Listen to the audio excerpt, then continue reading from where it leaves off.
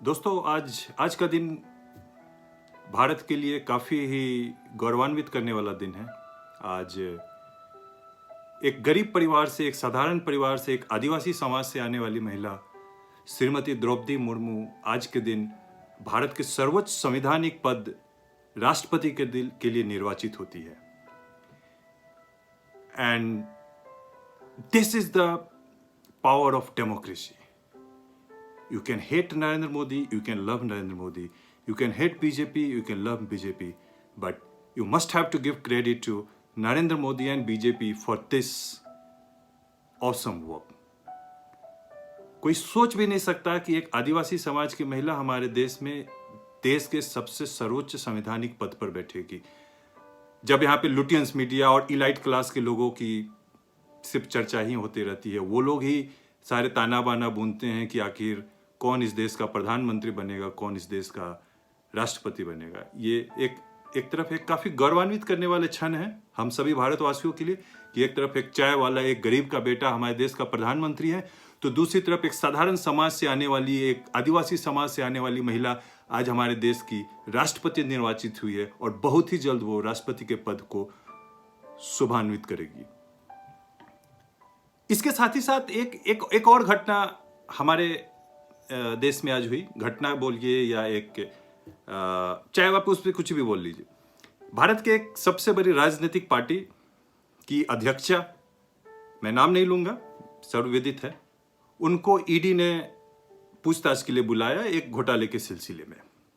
कुछ दिन पहले उनके बेटा को भी बुलाया गया था। लेकिन जब इन लोगों को बुलाया जाता है तो पूरी की पूरी पार्टी सड़क पर आ जाती है। धरना, प्रदर्शन, पता नहीं आगजनी, मतलब जो भी चाहे ये उत्पात मचाने लगते हैं। भाई इतना हंगामा क्यों है बरपा? अगर आप निर्दोष हैं, अगर आपने कोई गलती नहीं की है तो संवैधानिक संस्थाओं का सामना कीजिए। आप शायद हैरेस हो सकती हैं, लेकिन at the end of the day we will come clean. If you have not done anything wrong, then why are you worried? It's a simple question.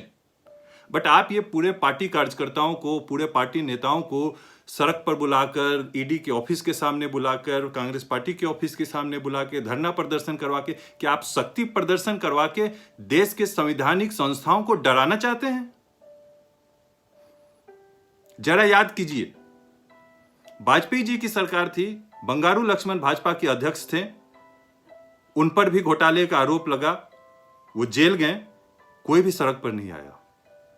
याद कीजिए, अमित शाह जो आज देश के गृह मंत्री है, एक समय में गुजरात के गृह मंत्री थे, उन पर भी आरोप लगा, उनको गुजरात से तरी पार किया गया। मुझे आज भी याद है, अमित शाह को अगर अरुण जेटली, स्वर्गीय अरुण जेटली सहारा नहीं देते तो वो बेचारा आज कहां रहता है इसका कोई ठिकाना नहीं है। उसके साथ इतनी ज्यादती की गई थी। अमित शाह आके अरुण जेटली के सर्वेंट क्वार्टर में रहते थे, उनको गुजरात से तरी पार कर दिया गया था, वो अपने परिवार से अलग रहते थे। वो उस समय भी भाजपा के एक बड़े नेता थे, वो भाजपा गुजरात के एक बहुत ही बड़े नेता थे, फिर भी कोई सड़क पे धरना प्रदर्शन नहीं हुआ। नरेंद्र मोदी जो आज देश के प्रधानमंत्री है, ये कभी गुजरात के मुख्यमंत्री थे। 11 घंटा, 12 घंटा इनसे सीबीआई ने पूछताछ की, मुख्यमंत्री रहते हुए कोई धरना प्रदर्शन नहीं हुआ। क्यों? क्योंकि ये लोग संवैधानिक संस्थाओं का सम्मान करना जानते हैं, और आप संवैधानिक संस्थाओं को डराना चाहते हैं धरना प्रदर्शन करके। एक क्षण के लिए मान भी लेते हैं कि ईडी आप लोगों को हरास कर रही है, सत्ता पक्ष के द्वारा हरास किया जा रहा है, ठीक है, आप उसको सामना कीजिए। उसके लिए धरना प्रदर्शन करके आप शक्ति प्रदर्शन कर रहे हैं। बेसिकली आप मोदी को नहीं डरा रहे हैं, आप देश की संवैधानिक संस्थाओं को डरा रहे हैं कि hey don't come near to me otherwise I will show my strength.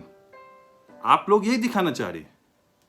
कृपया करके इस मानसिकता से बाहर आए, तभी आप दोबारा से सत्ता में आ सकते हैं। नहीं तो जिस तरीका से जनता ने आपको सत्ता से बाहर किया है, वो फिर कभी सत्ता का दर्शन नहीं होगा।